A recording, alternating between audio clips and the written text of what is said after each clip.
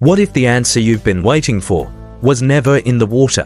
What if healing, real, deep, soul healing, was walking by you while you were watching something else? Hold on to that thought.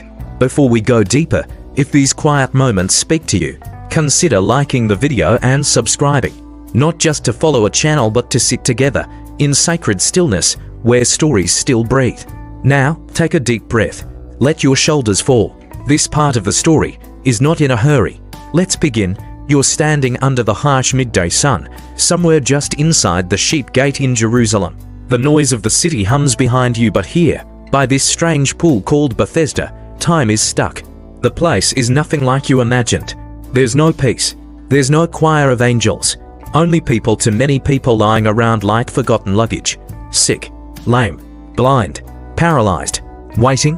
The pool itself is old, fed by intermittent springs underground. It bubbles up now and then, stirring the surface like something alive beneath. Some say it's an angel.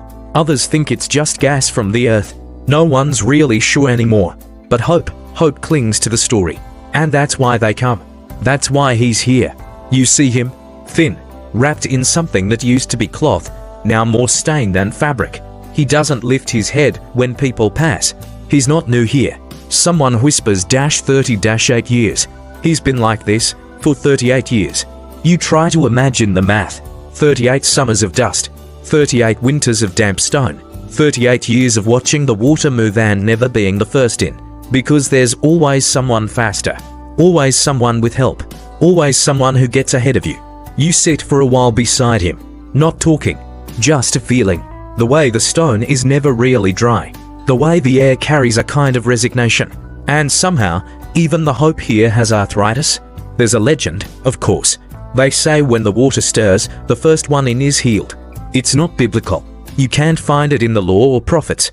But when you're desperate, even legends feel sacred. What's strange is, for a place so full of longing, it's oddly quiet. There's groaning, sure, but not much speech. What do you say when your miracle is always just out of reach? Some days, the water moves. People throw themselves forward, crawl, scrape, shout. Some cry in joy. Some cry in disappointment. Some don't move at all. And then, there's him, always still, always waiting. There's something almost beautiful about the stillness. Like grief that's learned to be silent. Like faith with scar tissue. You wonder, does he still believe? That's the question you don't ask. Because deep down, it might be yours too. But today is not like other days. You notice it not because the water moves, but because the crowd stills. You hear no trumpet, no angels, just footsteps. Soft, unhurried. Someone is walking here, not rushing for the pool, not here for the water, not even looking at it. He's looking at the man, the 38-year man. He crouches low, his robe dusted by the ground. No loud declarations, no gestures, just a question. Do you want to be made well? At first, it seems almost cruel. Of course, he wants to be well. Who wouldn't? But then, maybe it's the most tender question in the world. Because sometimes we learn to live in the waiting. Sometimes the ache becomes home. And if healing came, would we recognize ourselves? The man lifts his eyes. His voice cracks. Sir, I have no one to help me into the pool when the water is stirred. While I'm trying to get in, someone else goes down ahead of me. John 5-7, NIV. You feel that, don't you? That helpless honesty. That human logic we want to believe. But we only know how the world works. No one helps. Someone always gets ahead. It's always been like this. But the man he's speaking to doesn't argue. He doesn't explain theology. He doesn't offer to wait for the water. Because he is the living water. And the miracle is about to change shape. And as you listen to that faint ripple of water nearby, almost like it's remembering what happened here, you hear him ask a question. But it's not to you. It's to the man lying near the edge of the pool, the one who's been here for 38 years. Do you want to be made well? Strange question, isn't it?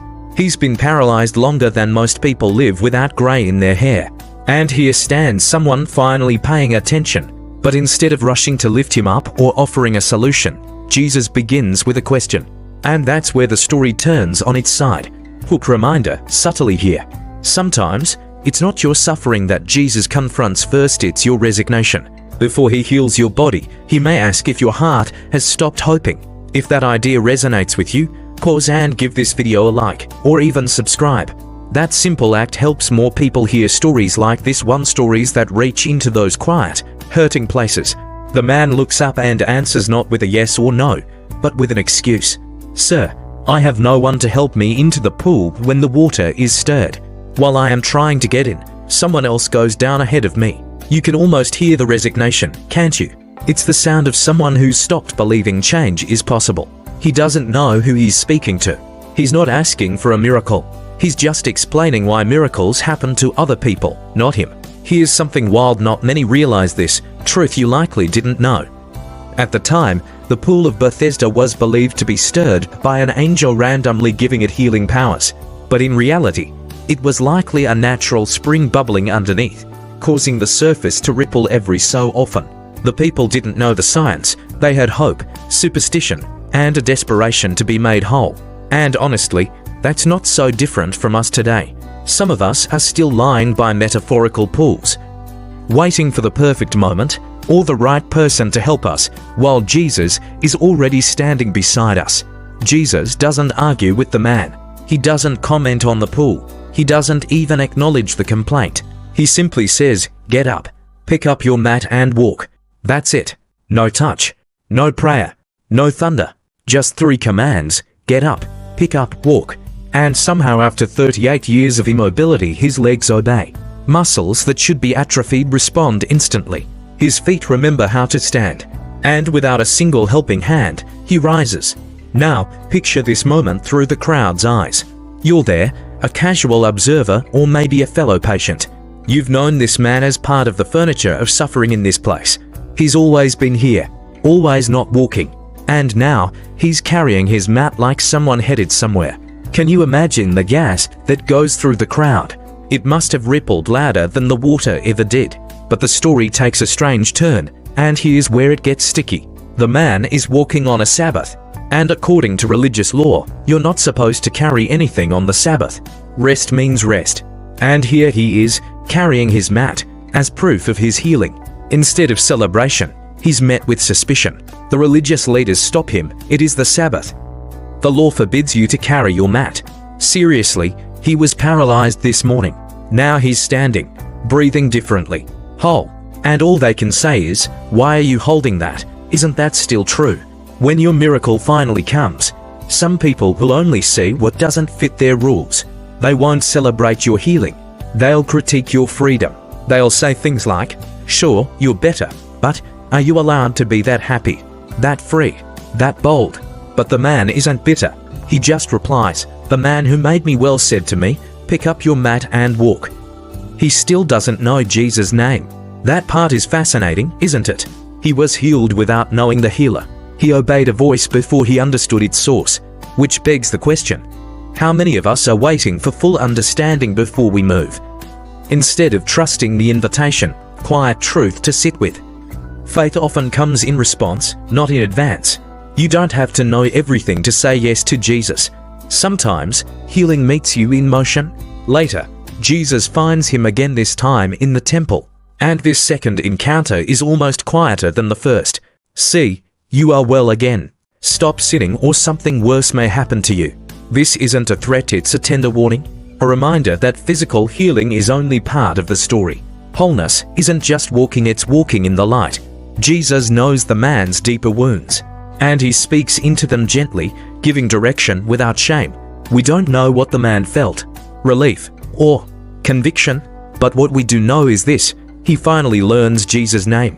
He runs back to the leaders and says, "It was Jesus." And just like that, the crowd begins whispering again. Only now, the miracle has a name. And for some, that name becomes a problem. Because when God moves outside the system, when healing happens without permission, it shakes everything. But maybe that's the point. Maybe Jesus wants to shake what no longer serves love. He didn't heal the man to fit in. He healed him to set him free. And he did it in front of everyone watching. The air is heavy now. Not in a bad way. Just full. Like the space between silence and music. Like the way a room holds its breath before someone says "I love you" for the first time. You're not just hearing a story. You're being invited into one. So, here's the question no one else may have asked you in a long, long time. Do you want to be made well? Let that echo for a moment. Don't rush past it. Let it settle into the places that still ache, because the same Jesus who walked through Bethesda's broken colonnades still walks near you now. And he's not waiting for you to explain why you can't be healed. He's just waiting for your yes. Let me know in the comments what's your mat. What are you still carrying? That might be the very proof that you've already been changed. Sometimes, the miracle doesn't come from the water but from the silence. Not from the stirring of a pool, but from a quiet voice saying, "Do you want to be made well?" If your heart feels something stirring right now, hit like and subscribe. Not for the algorithm, but because you don't have to walk through this kind of hope alone. Let's return to the pool of Bethesda, but this time, listen with the ears of your soul. The man may have left the pool, but Jesus' words still linger. "See, you are well again. Stop sinning or something worse may happen to you." John 5:14. This isn't a scolding, it's a loving reminder. Healing the body is the beginning, not the destination. What Jesus wants most is the healing of the whole soul, unusual truth many miss. The name Bethesda in Hebrew may mean house of mercy, a place where mercy was expected, but also a place where hope had run dry. Isn't that strange? A house of mercy had become a place where people waited decades for a miracle that rarely came. And yet that's exactly where Jesus chose to go. He didn't wait for perfect conditions. He stepped straight into the pain. God's invitation doesn't need prerequisites. Jesus didn't ask the man to prove his faith. No theology test. No resume. Just one question and one command. Get up. Pick up your mat. Walk. No touch. No ceremony. Just the authority of his word. And the miracle happened not when the man understood, but when he stood. Maybe what you need isn't more clarity, but obedience in mystery. Faith doesn't always make sense, but it always brings life. The man doesn't return to the pool. He walks into the temple. He carries not only strength, but his old mat. It's a quiet testimony. This used to be where I lay, but he lifted me. Are you carrying a mat? An old chapter? A wound? A moment no one else understands? God doesn't ask you to hide it. He asks you to carry it as proof that you've been touched by mercy. The final word in this story isn't from the healed man, not even from the religious critics. It comes from you.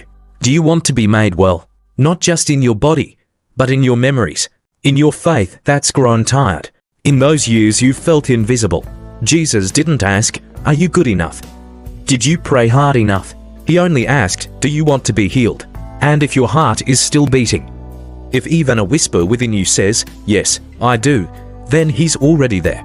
Not at some distant pool, but right here, in your room, in this moment, in the device you're holding.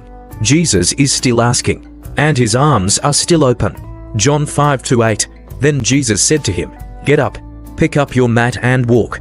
If this message has touched something deep in you, share this with someone still lying beside their pool, waiting. And if you feel led, write a prayer in the comments or just one word, "Yes." We'll pray together. Because healing isn't just for one person, it's for all of us.